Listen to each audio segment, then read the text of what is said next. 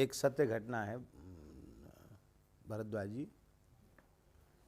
एक सज्जन की खुराक बहुत अच्छी थी, वो विवाह में चले गए तो 50 रुपये व्यवहार उन्होंने दिया। 50 रुपये माने 20 वर्ष पुरानी बात होगी तो 50 रुपये व्यवहार ठीक था। हैं?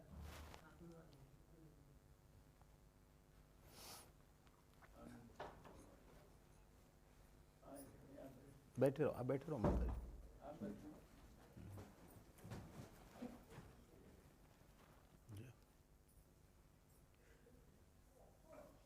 जय हो। खोल दो, फाटक खोल दो।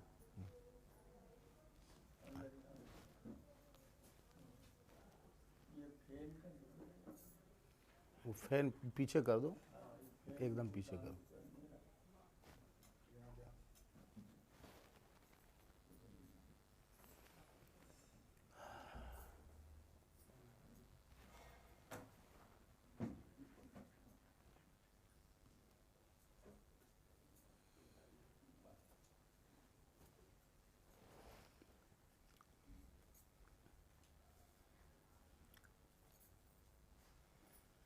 श्री वृंदावन बिहारी लाल की। नहीं, ठीक है। सुसमय दिन द्वय निशान सबके द्वार बाजें। अच्छा समय होता है, अनुकूल समय होता है तो लोगों के दरवाजे पर नगाड़े बजते हैं, शहनाई बजती हैं और बड़ा उत्सव मनोरथ मनाया जाता है। और नाते रिश्तेदारी ना होने पर भी लोग उस समय ज़रूर निकाल लेते हैं परिचय, खाने पीने के हिसाब से ही सही। तो हम चर्चा कर रहे थे कि एक सज्जन 50 रुपये उन्होंने व्यवहार में दिए। लड़के का विवाह था, प्रीति भोज था। व्यवहार लिखाया जाता था पुराने समय में, अब तो लिखाते हैं, अब नहीं लिखाते हैं। कुछ जगह लिखवाते हैं सर। हाँ, अब गांव में तो पहले लिखाते थे रजिस्टर में।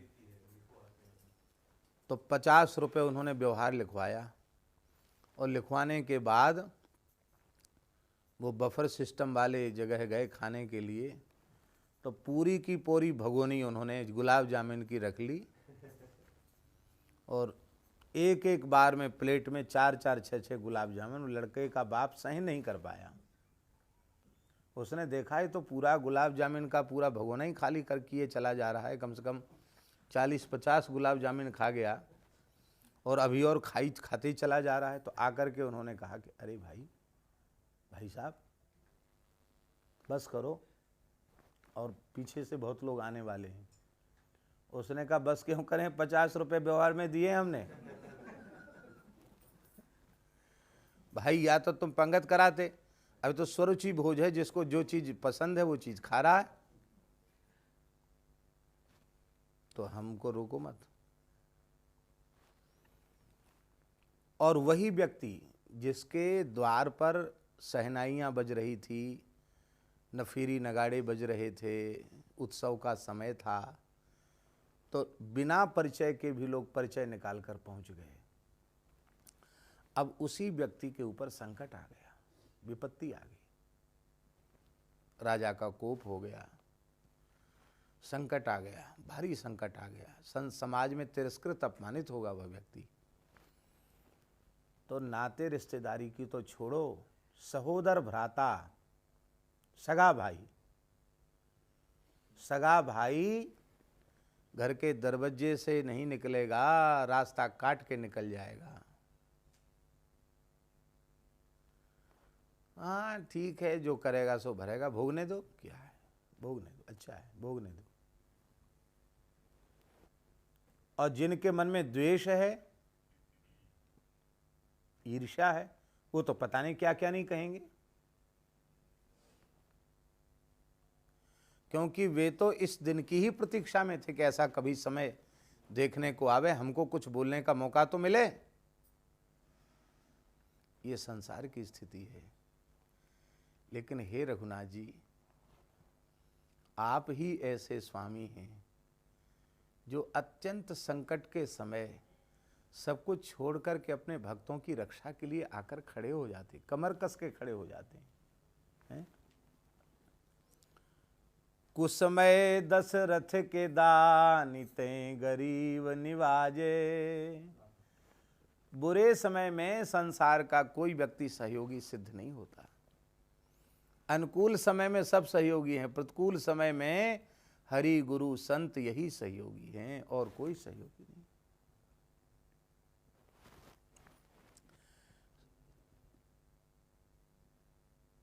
दुख की घड़ी में, सुख के समय हमने देखा है, सुख के समय संत महापुरुष संकोच करते हैं अपने अनुगतों के यहाँ जाने पर, संकोच करते हैं, अरे रहने दो, क्या करना है, ठीक है। और दुख के समय भयंकर संकट हो, आरती हो, दुख हो, तो बिना बुलाए ऐसे प्रकट हो जाएंगे कि अरे महाराज जी कहाँ से आ गए। आपने तो अनुभव किया है, हैं? जब जब भयंकर संकट का समय आया, भयंकर संकट, प्रतिकूलता जीवन में पिताजी के, जहां जहां भाग के गए वहीं वहीं महाराज जी पहुंचे, महाराज जी वहां प्रकट हो गए। सब जगह। अरे भाई ठीक है, सब बढ़िया है, पता ही नहीं, कोई संदेश नहीं, कोई सूचना नहीं, महाराज जी प्रकट हो गए, पहुंच गए महाराज जी। तो दुख के समय जहाँ जाना नहीं चाहते थे, बलवानपुरा इच्छा नहीं थी, लेकिन हमारे वजह से बलवानपुरा गए। महाराज जी श्री पहाड़ी बाबा महाराज बड़े फक्कड़ महात्मा थे, बड़े बड़े लोग उनसे जुड़े हुए थे, कभी किसी की याद नहीं करते। एक दिन रात्रि को 1:30 बजे उठ के बैठ गए, राम राम राम राम राम राम राम, गर्मी का समय था, राम राम राम राम राम राम राम राम राम राम, अनर्थ हो जाएगा, अनर्थ हो जाएगा, राम राम राम, अनर्थ हो जाएगा। कलकत्ते में एक परिवार में एक ही व्यक्ति थे, युवक, जो कुछ थोड़ा बहुत कमाई करने वाले थे, और उनकी एक विधवा माता थी, पिताजी पधार गए थे, एक उनकी विधवा सास थी और उनकी पत्नी, छोटे छोटे बच्चे। और उस व्यक्ति को बीमारी हुई और हॉस्पिटल में ले गए, चिकित्सा में कोई कसर नहीं की गई, अंत में डॉक्टरों ने हाथ खड़े कर दिए। वो पूरी तरह कोमा में था और उसके शरीर में, माने ऐसा समझो कि सारे सिस्टम काम करना बंद कर दिए, लीवर और सब चीज़। बोले अब वेंटिलेटर पर रखो तो रखो, ले जाओ उसको। पैसा भी बहुत लग चुका था और फिर यही हुआ कि भाई जब डॉक्टर कहते कि अब कोई संभावना नहीं है, अच्छे उनके प्रेमी थे परिवार के डॉक्टर, तो उन्होंने कहा कि व्यर्थ में अब रखने से कोई लाभ नहीं, ले जाओ। तो उनकी वृद्ध माँ और उनकी सास और उनकी पत्नी, अब 3 महिलाएं घर में और तो बच्चे हैं, तीनों ने रोना शुरू किया और गुरुदेव को याद किया, पहाड़ी बाबा महाराज को याद किया, हे गुरुदेव, हम भगवान को नहीं जानते हैं, आपको ही जानते हैं, आप कृपा करके बचा लो। नहीं, कलकत्ते जैसे शहर में दुकान तो अब कोई, हम महिलाओं में कोई दुकान चलाएगा नहीं, दुकान थी उनकी, दुकान तो कोई महिलाओं में चलाएगा नहीं, बीमारी में बहुत पैसा लग गया और अब ये जाने वाले हैं, तो हम लोगों का क्या होगा घर में। और कुटुंब परिवार के लोग कौन कितना ध्यान देगा विपत्ति के क्षण में, सबको अपनी अपनी रहती है, कौन ध्यान देगा कोई पता नहीं है। महाराज जी को याद किया, वहाँ उन लोगों ने रोकर महाराज जी को पुकारा और यहाँ महाराज जी उठ के बैठ गए। बोले अमुक व्यक्ति पर संकट है और उसके जीवन का समय पूर्ण हो रहा है, आयु उसकी खत्म हो रही है, दूत आ गए लेने वाले, लेकिन भगवान को पुकारे, संतों को, गुरुजनों को पुकारे और उसकी रक्षा न हो तो भेष की मर्यादा पर कलंक लग जाएगा। राम जी से कह कर के उसकी उम्र बढ़ानी पड़ेगी। महाराज जी बोले। तुरंत महाराज जी ने कुआं से जल खींचा, हाथ पैर धोए और ठाकुर जी की देहली पर तुलसी चढ़ाई और तुलसी चढ़ा करके बैठ गए ध्यान में। और पक्की बात ये थी कि बिल्कुल यमदूत आ गए थे लेने के लिए। और जैसे ही महाराज जी हाथ पैर बैठ धो करके, गर्मी का समय था, नीम के नीचे ही महाराज जी रहते थे, तखत पे बैठ गए, ध्यान में बैठ गए।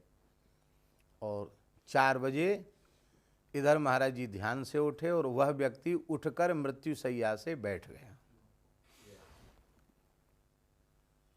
और सुनिए, उस व्यक्ति ने कहा कि हमको तो ऐसे ऐसे भयंकर लोग लेके जा रहे थे, और उसी समय महाराज जी क्रोध में भरे हुए आए, जोर की फटकार लगाई, सबको भगा दिया और फिर मुझे उन्होंने ठीक कर दिया। सारे शरीर का सिस्टम ठीक हो गया महाराज, सब सिस्टम बिगड़ गए थे, सब ठीक हो गया। ना तो टेलीफोन आया, ना कोई पत्र आया, ना कोई तार आया।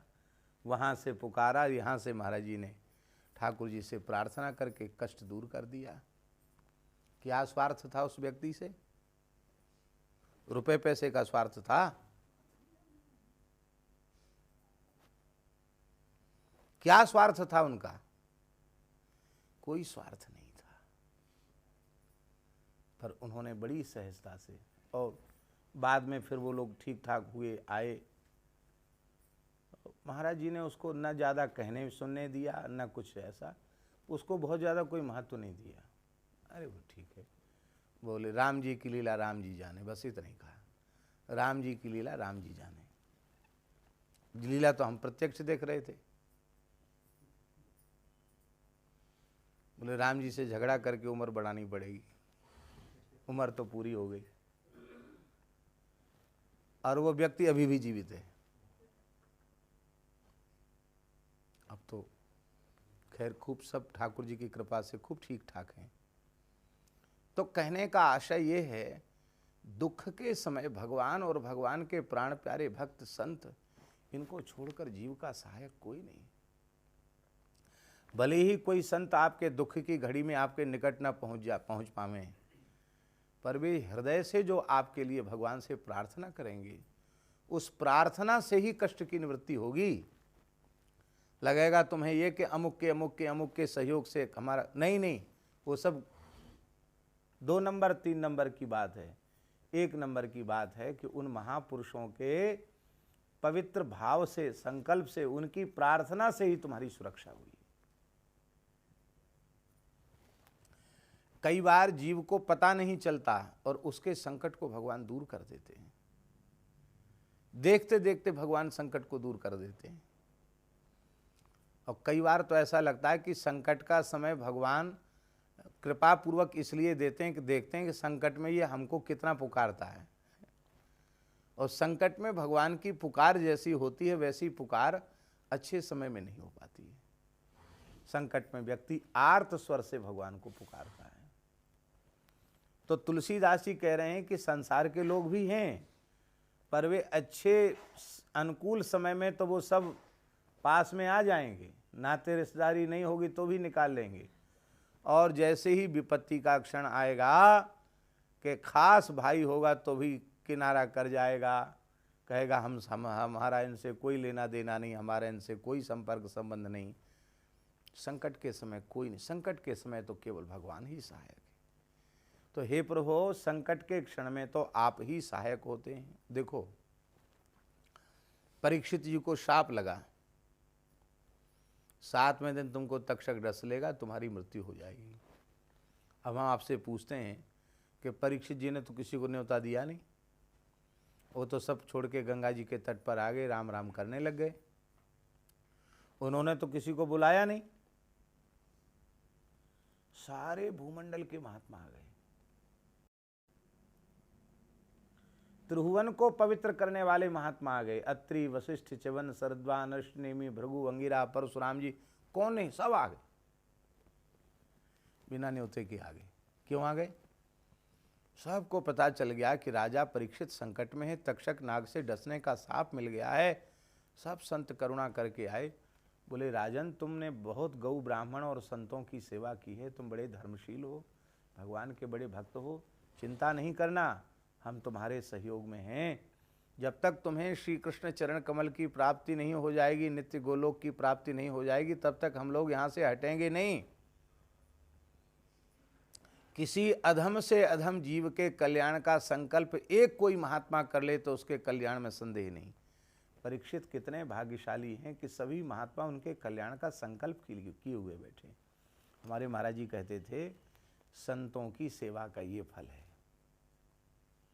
अच्छे समय में वे सब नहीं आए, राजा चक्रवर्ती राजा थे तो नहीं आए भोज भंडारा खाने, पर परीक्षित पर विपत्ति का समय आया तो वे सब के सब छोड़कर आ गए।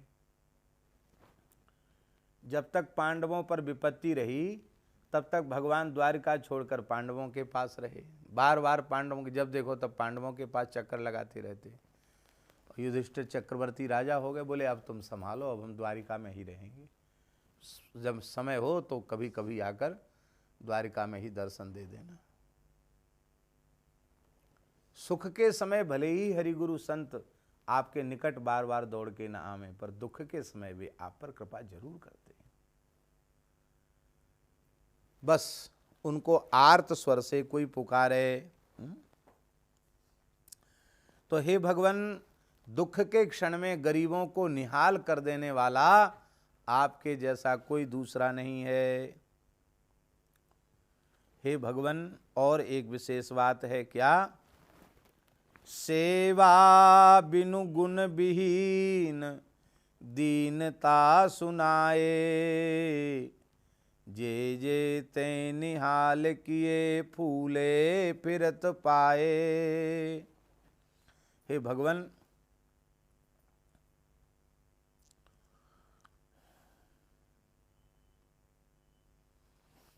संसार की रीति ये है कि वे आपको तभी कुछ देंगे, आप पर कृपा करेंगे, जब आप उनका कुछ हित करेंगे।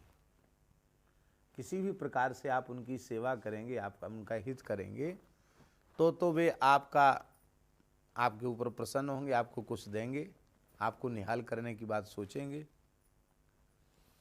पर आपने सेवा ही नहीं की,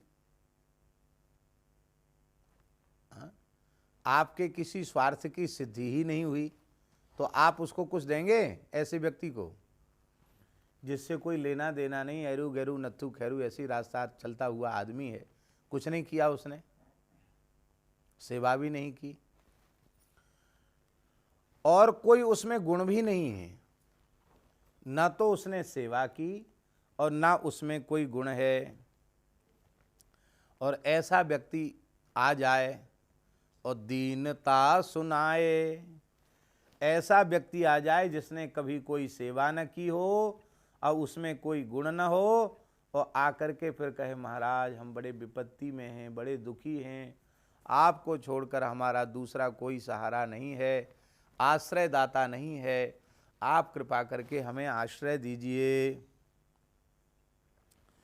तो हे भगवान, आप एक क्षण की देरी नहीं करते, जे जे ते निहाल किए, ऐसे लोगों को आपने निहाल कर दिया, धन्य कर दिया, कृतार्थ कर दिया, धन्याति धन्य बना दिया। जिन्होंने कभी सेवा भी नहीं की थी, जिनमें कोई गुण नहीं था, उन्होंने आपके दरबार में आकर आपका आश्रय लिया, आपको पुकारा, आपकी शरण ग्रहण की, तो आप फूले फिरत पाए। उनको हमने फूले फिरते हुए देखा, माने आनंद में घूमते हुए देखा, उनका दुख सर्वथा समाप्त हो गया। तो हे भगवान, ऐसे आप हैं। इस पद में बार बार वही बात है कि हे भगवान, जब ऐसे आप हैं तो ऐसे आपको छोड़ के मैं कहाँ जाऊं और किसके सामने हाथ पसारूं। राम जी फिर प्रकट हो गए। राम जी बोले, ये एक एक पद पर भगवान का प्राकट्य है। राम जी बोले तुलसीदास जी महाराज आपकी दीनता भी हमको सहन नहीं हो रही, आप बार बार ऐसा कहते हो, बहुत ज्यादा बड़ाई कर रहे हो आप हमारी, अब ज्यादा घिंघियाओ मत, हैं घिंघियाना कहते हैं ना, निहोरा ज्यादा मत करो, हम बहुत प्रसन्न हैं तुम्हारे ऊपर, अब तुम हमारे हो, कोई चिंता मत करो, अब ज्यादा लंबी चौड़ी भूमिका मत बनाओ, आपको क्या चाहिए सो बताओ। होता ना कि कोई चीज़ लंबी चौड़ी भूमिका बनाते, आप तो ऐसे हैं, आप तो ऐसे हैं, आपने उसका ऐसा कर दिया, आपने उसका ऐसा कर दिया, आप ऐसे हैं, आप वैसे हैं। अच्छा ठीक है सुन लिया, अब आपको क्या काम, क्या है काम बताइए, क्या चाहिए आपको, क्या जरूरत है आपकी, आपकी आवश्यकता क्या है। धन्य है धन्य है धन्य है, ऐसा अंतःकरण जिसका होता है उसी को भक्त कहते हैं, उसी को प्रेमी कहते हैं, उसी को अनुरागी कहते हैं। क्या तुलसीदास जी कहते हैं महाराज हम आपकी रुचि के अनुसार चलने वाले हैं, जे विधि प्रभु प्रसन्न मन होई, करुणा सागर कीजिए सोई, हम तो उस मत के हैं। लेकिन यहाँ थोड़ा सा हमारा एक आग्रह है, क्या बोले उदार दाता तो सब कुछ देने के लिए तैयार खड़ा है, पर दाता को देना वही चाहिए जो गृहीता को रुचे, हमें जो अच्छा लगे वो आप दीजिए। भगवान हंसने लगे, बोले तुम्हें अच्छा लगे तुम बताओ क्या चाहिए तुमको, हैं? क्योंकि जन कहूँ कछु अदेय नहीं मोरे, मैं अपने जन के लिए कुछ भी अदेय नहीं है, मैं सब कुछ देने के लिए तत्पर रहता हूँ।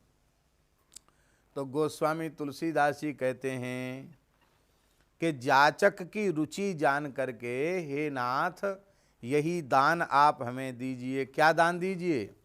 रामचंद्र चंद्र तू चकोर मोहि कीजय।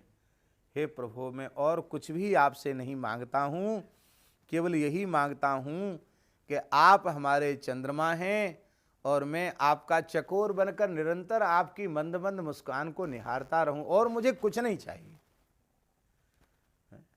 मने मैं आपसे आपके अतिरिक्त तो कुछ नहीं चाहता हूं, बस आपका ऐसे आप खिलखिला के हंसते रहो, प्रसन्न रहो। जैसे चकोर चंद्रमा को अपलक नेत्रों से देखता है, मैं से आपको देखता रहूं। यह है निष्काम भक्ति, यह है प्रेम लक्षणा भक्ति। आप चंद्रमा हैं, आप अपना चकोर मुझे बना लीजिए। श्री सीतारामचंद्र भगवान की जय। आगे